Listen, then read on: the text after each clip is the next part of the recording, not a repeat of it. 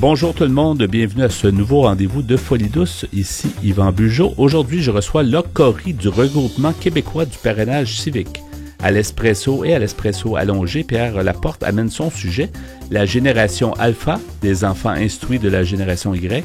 Notre collaboratrice Catherine Stassin est aussi des nôtres. Son sujet, la dysthymie. Bienvenue à Folie douce.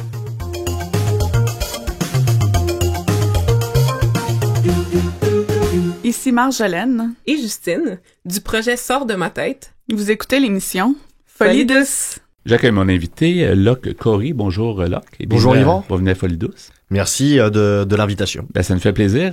Tu es directeur général du regroupement québécois du parrainage civique. Oui. Parrainage civique, ça fait longtemps que ça existe. Est-ce que tu peux nous situer ce que c'est le parrainage civique? Puis on parlera du regroupement, puis on parlera des activités et de tout. On a beaucoup de temps quand même. Donc, le parrainage civique, ça existe déjà depuis une quarantaine d'années. Ouais. Donc un peu plus de 40 ans. Et puis en fait, nous, ce que l'on fait, c'est du jumelage entre un bénévole et une personne vivant avec une limitation. Donc cette limitation, ça peut être une déficience intellectuelle, un handicap physique ou une problématique en santé mentale. D'où mon invitation à Folie douce. Sur cette émission, effectivement. Le parrainage civique, donc, existe depuis longtemps. Il y a des organismes qui existent dans plusieurs régions du Québec. C'est un peu partout, là. Hein? On est une petite vingtaine d'organismes à travers le Québec. Il y en a 3 à Montréal, 4 en Montérégie. Il y en a même un en Abitibi. Ouais. Donc, on est vraiment un peu partout. Pas partout, mais un peu partout. Et pourquoi c'est important justement de parrainer, d'avoir cette activité-là auprès des gens? Pourquoi ça fait son... Alors, pourquoi ça a existé et pourquoi ça continue d'exister? Ça fait longtemps. Oui, parce qu'en fait, c'est né de la désinstitutionnalisation. Bravo. Donc, Sans accrocher, c'est bon. Mais donc, on est né de cela pour donc mettre en avant les personnes vivant avec une limitation que l'on cachait avant. Donc nous, on veut les remettre, à leur place, c'est-à-dire à une place de citoyens et de consommateurs qui sont dans l'action. C'est ça. Aussi, et donc, moi, je prends souvent l'exemple pour mettre maintenant la relation aujourd'hui. Quand on va dans des restaurants, dans des bars, prendre un verre ou quoi que ce soit, on n'en voit pas beaucoup. Mm-hmm. Et donc nous, grâce au jumelage, c'est ça, on les remet sur la map. Et petit à petit, grâce à cette relation de jumelage, le lien qu'il crée avec le bénévole, la personne reprend confiance tout simplement à faire des choses qui peuvent paraître anodines pour nous, mais qui sont peut-être beaucoup pour elle. Oui, parce que dans le fond, la santé mentale, on a beau dire qu'on en parle plus, puis que les gens comprennent plus, mais ça reste tabou. Je pense que même aujourd'hui, ça reste tabou. Puis on a l'impression que, en théorie, c'est beau. Mais en pratique, c'est une chose. Alors, c'est des gestes comme ça, je pense que ça fait la différence. C'est totalement ça. C'est que ils sont totalement conscients de leurs problématiques en santé mentale. Ils vivent avec ça. Mais les gens ont parfois un regard pas forcément bienveillant sur eux. Mm-hmm. Donc, notre slogan, nous, c'est la différence, c'est vous qui la faites. La différence, c'est vous qui la faites, les gens, au niveau du regard que vous leur portez à ces gens-là. Mais la différence, c'est vous qui la faites également, en vous impliquant au sein du parrainage civique. Donc, nous, le parrainage civique, on veut vraiment remettre en lumière ces personnes-là et leur dire, vous avez le droit d'exister, vous avez le droit de vivre, de consommer en tant que citoyen et consommateur comme tout à chacun. Oui, tu es directeur général donc de ce regroupement québécois du parrainage civique. Qu'est-ce qui t'a amené à ce poste-là? Est-ce que tu avais déjà un cheminement Du tout. Non? Du tout. Moi, j'ai étudié en économie et en communication. J'avais occupé quelques postes auparavant en direction dans le communautaire avant d'atterrir au regroupement québécois du parrainage civique. Et en fait, quand j'ai été pris pour cet emploi, c'est là que petit à petit, je me suis rendu compte que j'avais plusieurs personnes dans mon entourage, peut-être un peu plus éloigné, mais qui était touché par une problématique en santé mentale ou par la déficience intellectuelle aussi que l'on représente. Ouais. Mais donc vraiment, ça a été soudain pour moi, mais c'est une cause, maintenant c'est ça depuis 2013 qui me tient à cœur et ces gens-là me tiennent à cœur. Et vous faites, je pense que vous tenez une journée bien spéciale. Est-ce que c'est à chaque année, à l'automne, je pense? Oui, on a notre journée nationale qui est le 25 septembre. Chaque année, là? Chaque année, oui. Chaque année, on célèbre cette journée québécoise du parrainage civique. On essaye de promouvoir le mouvement, notre service, donc le jumelage qui est vraiment notre spécificité dans le réseau. Et donc, à travers plusieurs événements de nos organismes, mais également nos porte-paroles Marco Cagliari, chanteurs. Bon, on fait une tournée et on essaie de promouvoir tant bien que mal notre mouvement. Est-ce que tu vois que la santé mentale quand même est mieux perçue avec les années? Quelle est ta perception? Puis quelle est la perception peut-être des porte-paroles, des gens qui s'impliquent, qui chanteurs bien connus, là, porte-parole, entre autres? Honnêtement, la santé mentale, depuis une dizaine d'années, et puis moi je l'ai vu, l'évolution, elle est mieux perçue, mieux aussi vécue par les gens qui vivent avec une problématique en santé mentale. Le discours par rapport à la santé mentale a beaucoup évolué. Enfin moi, ça c'est un œil vraiment de mec qui est vraiment là-dedans depuis une dizaine d'années. Ouais. Je le vois l'évolution par les vedettes qui en parlent, les journées comme Belle pour la cause. Enfin bon, bref, il y a beaucoup de choses, beaucoup de moyens, même si dans le communautaire, on est toujours là à vouloir plus de moyens, mais au niveau de la santé mentale, ça a quand même été beaucoup privilégié comme cause par le ministère. Ouais, on a toujours l'impression, par contre, qu'il y a une tranche de la société, une tranche de la population qui est comme un peu mal informés, pas parce que ils ont pas d'informations. Je pense qu'on en a de plus en plus, là. Il y a de plus en plus d'émissions, d'articles, de toutes sortes de choses, même des gens qui sortent publiquement, qui en parlent et tout ça. Mais on a toujours l'impression qu'il y a une partie de la population qui est difficile à informer. Puis c'est un peu pour ça qu'on travaille tous, dans le fond, pour démystifier la chose, parce que ça reste un peu... ça reste des fois un mystère pour plusieurs, la santé mentale. Tu sais, c'est comme quelque chose qui est comme...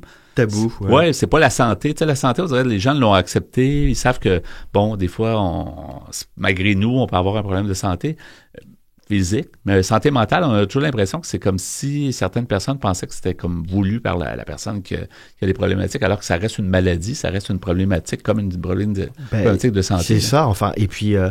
nous, ce que l'on dit souvent, mais c'est qu'on peut, entre guillemets, tous passer par une phase où, entre guillemets, on est moins bien mentalement, un petit spleen, enfin, un petit coup de moins bien, ça fluctue, une dépression, là, ça fluctue. Ouais. Donc, on est tous affectés par quelque chose que l'on vit ou quoi que ce soit. Et puis, ça a un lien avec la santé mentale qui peut perdurer, malheureusement, pour certaines personnes.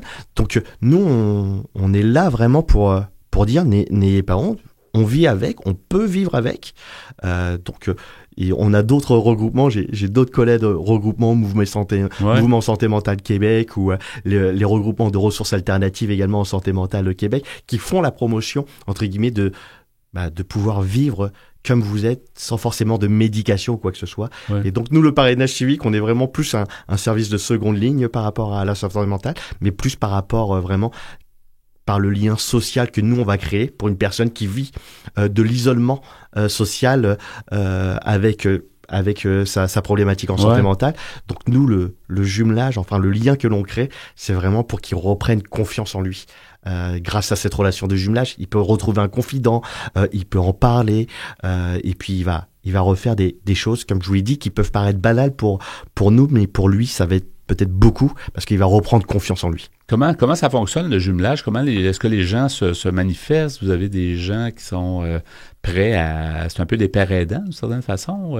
Comment ça fonctionne, en fait, le jumelage? Alors, le jumelage, donc il y a à peu près déjà... Ce qu'il faut savoir, c'est qu'il y a à peu près un peu plus de 1000 jumelages à travers le Québec. Okay. Il y en a 700 en attente. Et en fait, le processus de jumelage, nous, on demande 2 à 3 heures par mois pour le bénévole. Il peut l'espacer comme il le souhaite. Et c'est pas nécessairement quelqu'un qui a vécu des problèmes de santé mentale. Non, du tout, un bénévole. Quelqu'un qui veut s'impliquer. C'est ça, c'est quelqu'un qui veut s'impliquer. Moi, je leur dis souvent, venez comme vous êtes. Ouais. Parce que nous, vous allez partager qui vous êtes en tant que bénévole. Et nous, on va essayer de trouver un match parfait, que ça soit similaire ou complémentaire. Ouais. Donc, ça va vraiment dépendre des 2 personnes pour vraiment créer une belle relation. Donc, nous, on les encadre, on les forme, que ce soit sur la santé mentale, expliquer les problématiques en santé mentale de nos membres. Mais donc, nous, on les accompagne là-dedans, dans ce processus. Donc, le bénévole n'est pas vraiment... il n'est pas laissé comme ça avec le filleul, parce qu'on les appelle les filleuls. Ouais. Il n'est pas laissé comme ça avec le filleul. On les accompagne vraiment dans tout le processus. Il y a un suivi, il y a des formations. Enfin bon, bref, on est là vraiment pour encadrer, et voilà ce qui fait notre spécificité dans le réseau. Et c'est peut-être ce qui est intéressant, c'est que la personne a aussi une personne normale, entre guillemets, même si la normalité est jamais...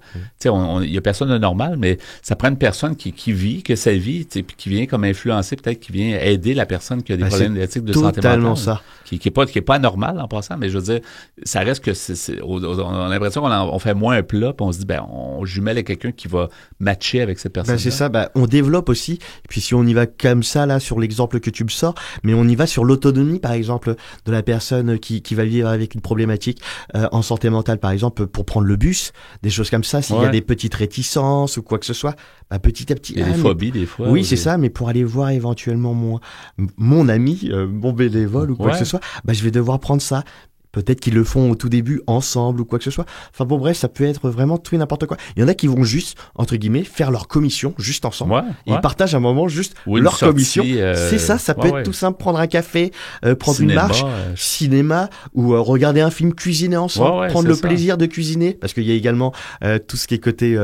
malheureusement, tout ce qui est malbouffe, malnutrition, livraison un peu trop, prendre le plaisir de cuisiner ensemble ou quoi que ce soit, se faire des petits plats ensemble, ou peut-être dire je vais cuisiner pour la prochaine semaine avec mon filleul, ou inversement le filleul avec le bénévole, on va cuisiner ensemble. Ils s'apportent l'un et l'autre. Ça donne une autonomie. J'aimerais qu'on parle de la maison l'Atypique, en fait. Qu'est-ce que c'est? Donc c'est les Jumeleurs Espace Communautaire, un organisme à Montréal qui a un bel espace, et en fait comme je vous le disais, mais on en voit peu des personnes atypiques. Et donc, nous, il y a une maison de jeunes. Et on ne sait pas si à travers le Québec, il faudrait faire nos recherches. Mais en tout cas, nous, c'est un projet qui sort du commun. Mais c'est-à-dire qu'on va recevoir des jeunes dans une maison de jeunes atypique, tout comme les maisons de jeunes qu'il peut y avoir au Québec, mais là donc qui vivent avec une limitation, une différence. Donc on va la promouvoir. Donc ça va être ouvert de mémoire, mais ma collègue va sûrement revenir vous en parler. Mais ça va être ouvert du lundi au samedi.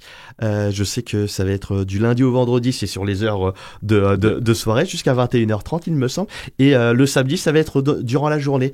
Donc ça va être un espace où va y avoir des activités comme une véritable maison de jeunes. Sauf que, évidemment, que nous, en termes d'âge, on va aller beaucoup plus loin. Mais il y a des animateurs, il y a une programmation. Donc, n'hésitez pas à venir à l'Atypique. C'est vraiment Jarry 2e Avenue, à Montréal. OK. Donc, c'est quand même nouveau. C'est quand même axé plus, justement. Vous faites pas trop de différence. Dans le fond, ça peut être des problématiques de santé mentale ou ça peut être autre chose. Dans le fond, c'est une place où les jeunes vont se retrouver. C'est ça. Les jeunes et les moins jeunes, comme je vous le disais, qui vont pouvoir se retrouver, faire des activités ensemble, comme je vous le dis encore, socialiser. Nous, ce que l'on fait au parrainage civique, c'est que nous, on tisse du lien, comme on dit. J'aimerais, là, qu'on puisse se donner les coordonnées. Je pense que la meilleure façon, tu sais, pour avoir les informations, que ce soit pour la maison l'Atypique ou toutes sortes d'informations, si les gens même veulent probablement devenir bénévoles, veulent s'impliquer, comment on fait pour en savoir plus sur Alors, tout simplement en allant sur notre site internet parrainagecivique.com ou sur notre page Facebook RQPC. Et là, vous allez me dire peut-être pourquoi, mais c'est pour Regroupement québécois du parrainage civique. Donc, n'hésitez pas à nous contacter. Et vous savez quoi? Vous allez même tomber sûrement sur moi si vous me contactez. On est une petite équipe. Donc, n'hésitez pas à me contacter. Et moi, il me fera plaisir de vous référer à l'organisme le plus proche de chez vous. Ça semble être très dynamique et très motivant. Alors, j'invite les gens à le faire. Merci beaucoup d'avoir été des nôtres. Locke Corry, tu es directeur général, en fait, du Regroupement québécois du parrainage civique. Merci et à la prochaine. Merci. Au revoir. Bye. Vous désirez socialiser avec nous et échanger sur la santé mentale? Abonnez-vous à Folie Douce Radio sur Instagram. C'est maintenant le moment pour le segment Espresso. Bonjour Pierre. Salut Yvan. Alors aujourd'hui, ton sujet, la génération alpha, les enfants qui sont instruits finalement de la génération Y. Exactement, oui. C'est d'après un article que j'ai trouvé sur Internet qui porte exactement ce titre. La génération alpha, les enfants instruits de la génération Y. J'ai pris ça sur le site qui s'appelle Kaleido.ca et c'est écrit par un monsieur du nom de Carole Alain, qui est conférencier, auteur et consultant et formateur. Alors, ce monsieur Alain commence en nous disant « Si vous êtes né entre 1980 et 2010, alors sachez, si ce n'est pas déjà le cas, que vous êtes issu soit de la génération Y, soit de la génération Z. À chaque époque, son étiquette. La prochaine génération sera celle des alphas. Autrement dit, les enfants d'aujourd'hui, nés entre 2010 et 2025. Quel avenir pour eux, quel changement attendu et quelle évolution globale les attend? La génération qui suivra a déjà un nom donné par un monsieur du nom de Mark McKindle, qui est chercheur australien en sciences sociales. C'est la génération bêta qui naîtra de 2025 à 2039. Chaque semaine, plus de 2,8 millions d'alphas naissent dans le monde. Une personne sur 7 fait partie de la génération alpha. En 2025, ils seront plus de 2,2 milliards. L'une des notions clés dont il faut prendre toute la mesure, c'est l'impressionnante diversité de cette génération. Les données démographiques indiquent, par exemple, que les États-Unis se diversifient de plus en plus d'un point de vue ethnique. Pour l'instant, on peut simplement esquisser un bref portrait et émettre certaines hypothèses. Comme les Z, ils sont issus de l'ère numérique. Ces enfants échographiés en 3D avant leur naissance ouvrent aujourd'hui leurs yeux dans un univers hautement technologique. Autour d'eux se trouvent partout des écrans, des tablettes, des ordinateurs, des lunettes de réalité virtuelle, des jeux vidéo dans lesquels ils plongent avec bonheur, souvent même avant d'apprendre à parler. Ils n'ont pas trop connu, tu sais, on a eu la chance, nous autres, de connaître plusieurs époques sans Internet, avec Internet. Ouais. Mais on a vu ça arriver. Ouais, c'est quand même difficile, je pense, pour une génération comme ça qui n'a pas vu avant. Peut-être qu'il ne faut pas trop les blâmer un peu. La réalité est comme différente. Là, la débrouillardise sans technologie, comment faire. C'est tellement alléchant en plus, c'est dur à résister pour des jeunes enfants. C'est sûr. Omniprésent, M. Allais nous dit « L'écran a désormais supplanté le clavier chez les alphas, aussi appelé pour cette raison « génération vert », V-E-R-R-E. Au Québec, on s'inquiète de la place grandissante des écrans et de l'incidence psychologique de la vie numérique. Dans un article paru dans la presse, par le passé, dans un récent passé, la présidente de l'Association des médecins psychiatres du Québec, la docteure Karine Igartua, instigatrice du mouvement Alpha Connecté, lançait ce cri d'alarme. Elle nous disait « Le temps d'écran gruge, entre autres des heures de sommeil, diminue la propension des jeunes à faire de l'activité physique et réduit leurs interactions sociales, autant de facteurs qui augmentent les risques de souffrir de troubles mentaux. » Fin de la citation. Au Québec, le tiers des jeunes fait face à un niveau élevé de détresse psychologique. Les troubles mentaux ne font qu'augmenter et les troubles anxieux ont doublé dans les dernières années. Ouais. Ce n'est pas rien. Quand même inquiétant. Ça. Oui. Alors, le petit alpha grandit au sein d'un monde en transformation accélérée. Famille traditionnelle, monoparentale, homoparentale, transgenre, recomposée, tous les modèles sont possibles. Avec lui, la fin des genres deviendra peut-être une réalité. L'alpha, via ses parents, vit souvent de l'instabilité sur différents plans, soit le logement, l'emploi, les finances, etc., ce qui devrait lui donner une grande capacité d'adaptation. Cette génération sera la plus instruite, la plus connectée et globalement aura des moyens financiers supérieurs aux générations précédentes. Plus encore que les Z, les alphas googleront et s'auto-initieront à une foule de choses dès leur plus jeune âge. Sans jamais se déplacer et depuis la maison, ils ont déjà accès à une somme incroyable de connaissances à travers leurs écrans, un objet devenu un véritable outil pédagogique. Il y a fort à parier que cette génération sera tout aussi ludique, intuitive et créative que la génération Z, dont elle renforcera les acquis sur le plan technologique. Les parents seront donc invités à les accompagner financièrement dès leur jeune âge afin de sécuriser leur avenir académique. Cet accès précoce, nous dit M. Alain, aux connaissances changera leur rapport au savoir, qui sera sans doute plus utilitaire et opportuniste, soutient le sociologue-auteur Rémi Oudghiri. Plus pragmatique encore que les Z, les alphas seront en quête de solutions pour répondre à des problèmes spécifiques comme la pollution et le déclin de la biodiversité sur la planète. Plus autonomes encore dans leur apprentissage que les générations précédentes, ils souhaiteront créer leur propre modèle pédagogique en dehors de l'école traditionnelle. M. Dan Schawbel, un expert générationnel américain, croit même que dès l'âge de 10 ans, certains auront déjà créé leur propre entreprise, à l'image des Z.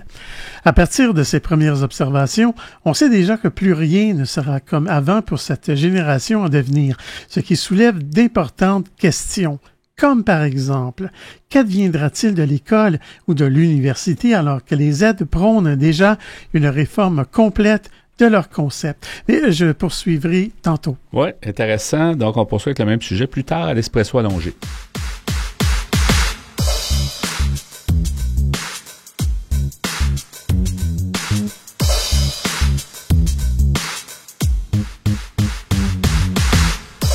À venir dans l'émission, Catherine Stassin apporte sa chronique sur la dysthymie. À l'Espresso allongé, Pierre Laporte poursuit avec son sujet « La génération alpha, les enfants instruits de la génération Y ». Vous voulez échanger avec nous? Vous désirez participer à l'émission? Notre site web est antenne.qc.ca. Utilisateur des réseaux sociaux, cherchez Folie Douce Radio pour nous trouver. Vous écoutez actuellement Folie Douce, pionnier en santé mentale depuis 1991. Folie Douce, une communauté, une radio.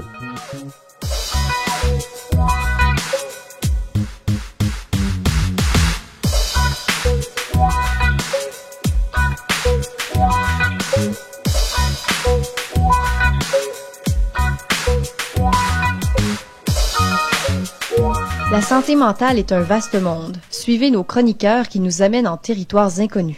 C'est maintenant le moment d'accueillir notre collaboratrice, Catherine Stassin. Bonjour Catherine. Bonjour Yvon. Aujourd'hui, ta chronique, c'est la dysthymie. Oui. On va apprendre ce que c'est. On va apprendre ce que c'est. Je pense pas que beaucoup de gens savent ce que c'est.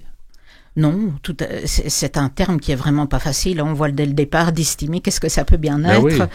Et en fait, pourtant, ça touche pas mal de personnes sur la population américaine, parce que je n'ai que des chiffres américains, c'est plus d'1,5% de la population adulte aux États-Unis. Mmh. Donc, hommes, femmes confondus, donc c'est quand même pas mal de chiffres. Et ça doit se ressembler au Québec aussi, ici, là, un peu j'imagine. Partout. Puisque, en fait, il s'agit de quoi? Il s'agit du fait d'être déprimé en permanence.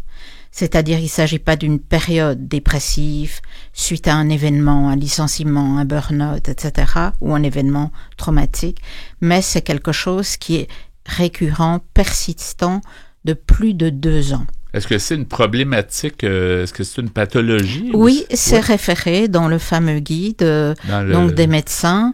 Tout à fait, oui. C'est vraiment le nom utilisé, dysthymie, c'est-à-dire que c'est le moment à partir, si vous êtes déprimé de plus de 2 ans, que c'est persistant, que c'est chronique et ça peut être quelquefois moins sévère qu'une dépression grave, mais ça peut être aussi sévère. Donc, ça dépend d'une personne à l'autre. On va voir un petit peu dans le fond. Mais c'est quoi l'origine? Pourquoi est-ce qu'on peut attraper, entre guillemets, la dysthymie comme on attrape autre chose? Oui. Et les chercheurs sont pas mal d'accord pour dire qu'il s'agit de personnes qui ont vécu dans leur enfance un événement ou traumatique ou une carence affective importante, donc c'est aussi un traumatisme à cette manière. Ça peut être de la violence aussi, ça peut être de l'inceste.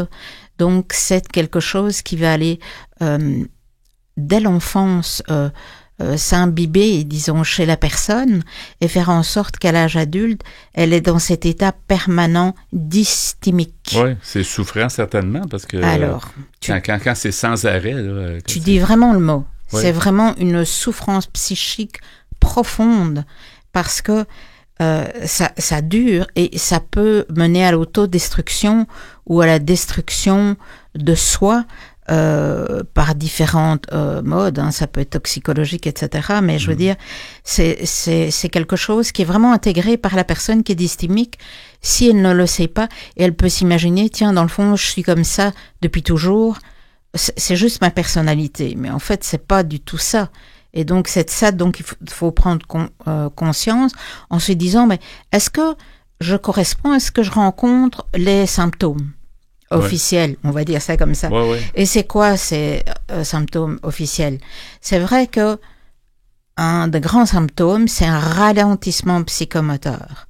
Donc tout paraît plus difficile physiquement et même en parler ou faire partie d'une conversation active, etc. Réduction de notre énergie. Ou encore, on peut avoir une fatigue intense et dès on se réveille, on a à peine sorti du lit, on est déjà fatigué. Et pourtant, on a dormi une nuit plus ou moins bonne. Hein. Disons que la nuit, on a dormi. Il y a une fatigue dès la matinée et c'est tout le temps, toute la journée. Certains parlaient peut-être de fatigue chronique, là, mais c'est peut-être ça. Alors je crois que ça peut être une maladie aussi. La fatigue chronique, ça dépend s'il y a vraiment quelque chose qui est physiologique. Ici, c'est vraiment psychique. Mais c'est la déprime qui fait que c'est ça. On est déprimé, comme quand on a une vraie dépression, entre guillemets. C'est une dépression, mais c'est une dépression qui persiste dans le temps. Imaginez-vous, ça peut jouer sur d'autres effets. La personne va peut-être dire « Oh, mais de toute façon, moi, je suis de nature pessimiste et je ne vaux rien, donc basse estime de soi, etc. » Donc, tout ça, c'est des symptômes qui peuvent mettre la puce à l'oreille. Est-ce que ça fait plusieurs années que cette personne est dans cet état-là? Est-ce qu'elle arrive à se gérer? Est-ce qu'elle est fonctionnelle au quotidien? Est-ce qu'elle est capable de travailler ou de gérer son appartement, sa maison, ses enfants, etc.?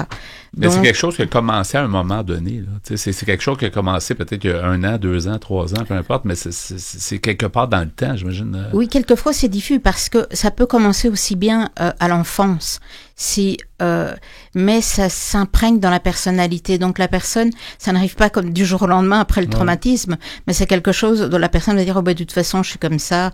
Mais du coup, on ne se rend plus compte que c'est un état de dysthymie en fait, et ce n'est pas sa personnalité d'être à ce point dans cet état-là. Et c'est pas normal, entre guillemets, d'être dans un état comme ça. Tu sais, un être humain devrait avoir une certaine qualité de vie, puis une certaine joie de vivre, puis un certain... tu mets de nouveau le doigt dessus avec, la souffrance dont tu parlais, et puis la qualité de vie. Donc cette personne, tout est difficile pour cette personne. Peut-être que tu as connu des gens comme ça, où ça vous sonne une cloche maintenant en disant « Mais pour cette personne, tout a l'air pénible, tout a l'air difficile. » Peut-être qu'il y a quelque chose ou pas derrière ce type de comportement ou de dire, d'accord? Et ici, je voudrais souligner le danger pour ces personnes, d'accord? Le danger ici, c'est de dire, en effet, on a toujours été comme ça, et des fois, parce que des fois, ça peut être héréditaire, si le père ou la mère, ou dans la famille, ça court, ouais, mais on est comme ça, on est pessimiste, etc. Il faut faire attention, il faut vraiment distinguer et se dire que faire appel à un professionnel. Parce que la personne ne va pas, comme elle est habituée à cet état, elle ne va pas sentir la dépression majeure venir. C'est-à-dire que l'état dysthymique peut être, cet état, ce parcours peut être interrompu, ou en tout cas, il peut être marqué par aussi des dépressions majeures, avec pensées suicidaires, etc. Ou même déjà pendant la dysthymie. Mais donc, cette personne ne verra pas cet état arriver parce qu'elle est déjà là-dedans. Donc là, il y a vraiment un danger parce qu'elle le voit pas venir. Donc ça, c'est vraiment peut-être à l'entourage ou à ces personnes qui se reconnaissent en entendant ce dont on discute, de se dire « Oh, dans le fond, mais je pourrais peut-être correspondre à ça. Il faut que je parle à un professionnel. » Parce qu'il y a des symptômes, comme tu parlais tantôt, comme tu disais, la fatigue qui est omniprésente, comme tu disais, au lever du lit. Je veux dire, c'est pas normal, là. Non, tout à fait, c'est pas normal. Et des fois, si on va chez le médecin, on dit oh je crois que je dors bien, mais peut-être que je dors pas bien. Je suis fatigué le matin, le midi, le soir. Il y a d'autres symptômes aussi, je pense, qui pourraient nous mettre la puce à l'oreille. Il y a d'autres symptômes. Ça peut être aussi bien une perte d'appétit que trop manger, et passer par des périodes où on mange trop, passer par des périodes où on ne mange pas. l'estime de soi, comme j'ai déjà dit, la mésestime de soi, voir tout en noir, etc., mais de manière persistante. D'accord? Donc, peu importe les événements qu'on arrive à vivre dans la vie, ça continue de cette manière-là. Bon, les bonnes nouvelles ici, c'est qu'il y a des traitements. D'accord? Il y a des traitements qui, dans le cas de la dysthymie, conseillent et une médication et un suivi psychologique, donc une thérapie. Pourquoi? Parce qu'évidemment, comme ils attribuent cet état dysthymique à une mauvaise structure pour l'accueil de l'enfant, donc que ce soit manque d'affection ou traumatisme, violence, etc., il faut aller retrouver ces événements et travailler ces événements avec une psychologue ou un psychologue. Donc, aller faire tout un travail de longue haleine de thérapie et en plus être aidé. Souvent, les médicaments peuvent être semblables à la dépression. Donc, on va vous fournir des antidépresseurs. Et en plus, ils pourraient peut-être aussi vous donner un certain degré de somnifère pour être sûr que le sommeil soit réparateur. Ouais. Donc, il y a une médication qui est jamais la même pour les personnes, d'accord? C'est vraiment un ajustement. Ces personnes doivent évidemment avoir une hygiène de vie, idéale, parce que c'est sûr que le physique ne va pas suivre si on dort pas bien, si on sort pas beaucoup, on mange mal ou pas, ou peu, ou trop, ça va pas. On n'a pas de relation sociale. Voilà, aussi, tout à fait, parce que c'est sûr que ça isole d'être dans un état comme ça. Qui veut fréquenter du monde qui se dit toujours, qui arrête pas de dire, ouais, je suis fatigué, j'en ai marre, etc. Pas beaucoup de monde, à part quelques vrais amis, vont vous fréquenter. Ouais. Donc, c'est sûr qu'il y a un suivi à ce niveau-là, thérapie, médication, et réapprendre, comme tu dis, tu parles d'isolement social, réapprendre, et c'est à des thérapies un petit peu sur mesure, les thérapies plus cognitivo-comportementales, qui vont faire que vous allez réapprendre ce que c'est une relation saine. Si vous avez souffert, par exemple, de relations qui n'étaient pas saines dans votre enfance, ou d'abus affectifs, ou de manque affectif, vous allez voir que, dans le fond, il y a des gens qui pourraient être intéressés par vous, et vous pouvez aussi dire non à des gens que vous trouvez, entre guillemets, louches ou qui vous font pas du bien. D'accord? Donc, vous allez réapprendre un petit peu avec cette thérapie-là et passer et vraiment prendre conscience de tous ces carences ou ces traumatismes, et où d'ailleurs, ok? Et il y a évidemment de l'espoir dans le sens où il y a une reconstruction possible. À partir du moment où il y a reconstruction, à ce moment-là, il peut y avoir du répit. Mais il faut évidemment qu'il y ait une reconstruction et une consolidation de la reconstruction. Ça fait beaucoup d'éléments. Donc, c'est pas un travail d'une semaine à l'autre, c'est un travail qui prend très longtemps. Et c'est pas seul qu'on fait ça, comme tu le disais tantôt, là.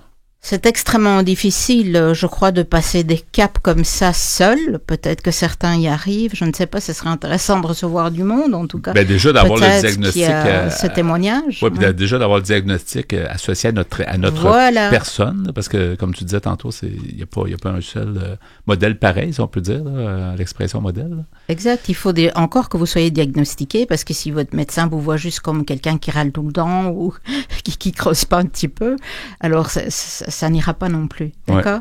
Donc, j'ai parlé qu'il y avait une association de médication et de thérapie, et j'ai parlé de la thérapie où on va donc essayer de reconstruire, de repenser certains comportements et de réussir à chasser les ruminations. Donc, souvent, on parle de ça en psychologie. Donc, on a le hamster dans la tête et on n'arrête pas de penser aux mauvaises choses, etc. Donc là, peut-être se dire, c'est ma vue, mon interprétation. Est-ce que la situation est vraiment telle quelle, ou est-ce qu'il y a moyen de faire autrement? C'est peut-être pas, c'est la situation uniquement comme je la vois, mais elle est peut-être pas comme telle. Voilà.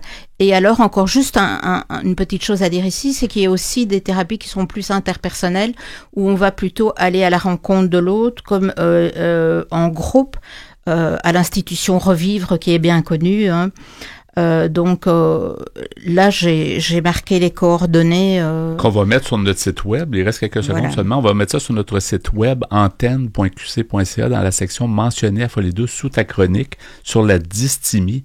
Donc, oui, effectivement, il y a plusieurs références intéressantes. Un dernier mot en quelques secondes, Catherine? Je pense que quand je parlais de la thérapie interpersonnelle, c'est bien de le mentionner parce qu'il y a des gens qui vont trouver ça plus chouette d'aller en groupe et de partager leur vécu. Très Évidemment, efficace, c'est tout confidentiel. Oui, mais les groupes, apparemment, ça a un bienfait vraiment je trouve. Prouvé, et puis, vous pouvez rester en contact avec ces gens après, etc. Ouais. Donc, et il y a des groupes où vous pouvez revenir... c'est comme un abonnement où vous pouvez revenir régulièrement. Ouais. Merci beaucoup, Catherine Stassin, pour cette chronique sur la dysthymie. À la prochaine. Au revoir. Au revoir. Que vous soyez branché, déboussolé, renfermé ou éclaté, vous syntonisez actuellement Folie Douce. Nous poursuivons avec le sujet débuté plus tôt, Pierre, ton sujet à l'Espresso allongé, la génération alpha, qui sont les enfants instruits de la génération Y. Mm-hmm. C'est écrit par un monsieur du nom de Carole Alain, qui est conférencier, auteur, consultant et formateur. Il y a 4 métiers, ce monsieur-là. C'est quand même intéressant. Multitâche. alors, monsieur Alain nous disait que... Puis il y a 2 prénoms aussi. Il y en a qui sont chanceux. Ah oui, il y a un prénom pour notre famille. Hein. Oui. Alors, il nous dit qu'on sait déjà que plus rien ne sera comme avant pour cette génération en devenir, ce qui soulève d'importantes questions. Donc, j'avais commencé la liste, il y en a 7 en tout. La deuxième question, c'est l'enseignement sera-t-il dispensé en ligne par des enseignants en classe et selon des séquences différentes au fil de la journée, ce qui provoquerait un grand bouleversement de notre monde, une révolution même. Troisièmement, les alphas devront-ils apprendre à conduire alors que s'amorcera bientôt l'ère de la voiture sans conducteur? Quatrièmement, quelle sera la place de l'activité physique dans leur vie? Cinquièmement, auront-ils à apprendre une langue étrangère alors que les traducteurs intelligents se multiplient et se perfectionnent sans cesse? De nombreuses applications proposent déjà d'apprendre une langue gratuitement en un temps record. J'ai l'impression qu'il y a plus de changements avec les alphas qu'il y a eu, par exemple, dans le passé, tu sais, les jeunes des années 70. Comme si ça allait en accélérant. Oui, mais il me semble qu'il y avait des changements par rapport aux générations précédentes, mais il me semble pas autant qu'à la génération actuelle. Hein. On dirait que oui, c'est comme exponentiel, comme disent beaucoup de changements, là, même l'éducation dont tu parlais, tu sais. Oui. Alors, autre question, prépareront-ils encore des repas ou laisseront-ils à des robots la corvée des tâches ménagères? Les fameux robots. Hein. Ensuite, les applications numériques pour commander en ligne feront-elles l'objet d'une plus grande vigilance, ne serait-ce que par l'abus de leur utilisation? Il y a ça de beau, Pierre, si je peux me permettre. Oui. Autrefois, je ne veux pas dire que c'était le bon vieux temps, là, mais tu sais, on apprenait peut-être à chercher par nous-mêmes, on apprenait... Il y a peut-être ce côté-là que la technologie amène, mais amène une facilité. Là, mais on dirait des fois, on a l'impression que les jeunes, la jeune génération, on a l'impression qu'ils sont un petit peu paresseux. Ils sont moins débrouillards, je dirais. Peut-être. Ils ont moins été forcés d'être débrouillards. Peut-être qu'ils ont d'autres qualités, mais moi, c'est ce que je remarque souvent. Mm-hmm. Ouais. Alors, M. Allais poursuit en disant, sur le plan humain, on peut d'abord s'interroger sur le rôle parental et l'orientation qu'il prendra. Sera-t-il question de moi, plus individuel et plus personnel, comme moi je veux, moi je prends? Ou alors serons-nous témoins d'une éducation parentale axée sur l'autre et prendre soin de l'autre? L'auteur, M. Dan Schawbel, a déjà évoqué dans ses livres précédents et ses conférences combien il est important pour la structuration d'une personnalité de développer le savoir et le savoir-faire et par la même occasion les mots pour le dire et la politesse des manières. Les parents de la génération alpha devront rompre de leur identité de consommateurs à l'excès. Ce fameux moi d'apport, acclamé par les générations Y et Z, semble prendre la forme d'un revers face au projet collectif, à la méfiance occasionnée par le progrès et à la nécessité d'accepter des contraintes et des limites. Dans une telle situation, il sera impératif que les nouveaux parents offrent la possibilité d'un retour, ne serait-ce que partiel, à des valeurs dites du passé comme l'engagement, la loyauté, le sacrifice ou le devoir. Il serait souhaitable que cette nouvelle jeunesse puisse aussi s'exprimer sous des formes variées, c'est-à-dire orales, musicales, écrites ou manuelles, sans toujours recourir à la technologie. Apprendre lentement mais sûrement en utilisant un stylo, des feuilles de papier, des pinceaux, un instrument de musique, faire du sport ou tout simplement bouger. Abandonner l'écran et se déconnecter. La capacité de prendre de la distance par rapport à l'immédiat, privilège de la lente maturation. Enfin, les alphas devront se pencher sérieusement sur la question de la survie de la planète, un combat qu'a entrepris la génération Z et qu'ils devront poursuivre. Ils devront trouver des solutions au changement climatique, au déclin de la biodiversité, en modifiant leurs propres habitudes et comportements, tout en faisant pression sur les gouvernements afin qu'ils mettent en place des lois environnementales plus contraignantes encore. Cette urgence, les alphas la ressentiront également envers les machines intelligentes que l'on développe à une vitesse exponentielle et qui défient déjà l'intelligence humaine. Pour lutter contre la concurrence des robots, la génération alpha aura à renoncer au discours alarmiste et à réguler de manière préventive l'intelligence artificielle. Elle devra aussi imaginer les mots, imaginer les moyens de protéger les données personnelles ainsi collectées et revoir les lois en vigueur. Mais par-dessus tout, elle sera appelée à redéfinir et à réinventer le rôle même de l'être humain. La COVID-19 représentait à elle seule une catastrophe mondiale qui nécessitait de revoir ses manières de faire et d'être individuellement et collectivement. Une mission de bienveillance que devront poursuivre les générations subséquentes. En attendant, permettons au petit alpha de vivre son âge, d'exercer son imagination, de découvrir ses ambiguïtés, de faire des erreurs. Parlons-lui au lieu de le texter. Réservons des périodes bien définies à l'usage de la tablette. Alors, je m'arrête ici et puis je m'en vais visionner mon ordinateur. Ben oui, c'est ça. On va s'inspirer des alphas. Merci beaucoup, Pierre, pour ce sujet. C'est encore meilleur la deuxième fois. Écoutez-nous en reprise sur YouTube en cherchant Folie Douce Radio. Quelques instants avant de conclure ce rendez-vous, Pierre, merci beaucoup pour ton travail en régie comme à chaque semaine.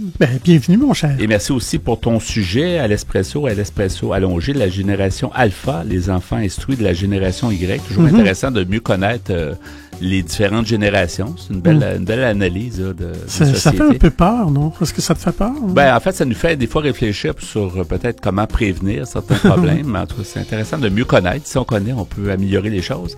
Notre invité en début d'émission, Locke Corry, nous a parlé du regroupement québécois du parrainage civique. Et notre collaboratrice, Catherine Stassin, nous a apporté son sujet, la dysthymie. C'était donc Folie Douce cette semaine. C'est Yvan Bugeaud à l'animation. Bonne semaine à tous et à la prochaine. Au revoir.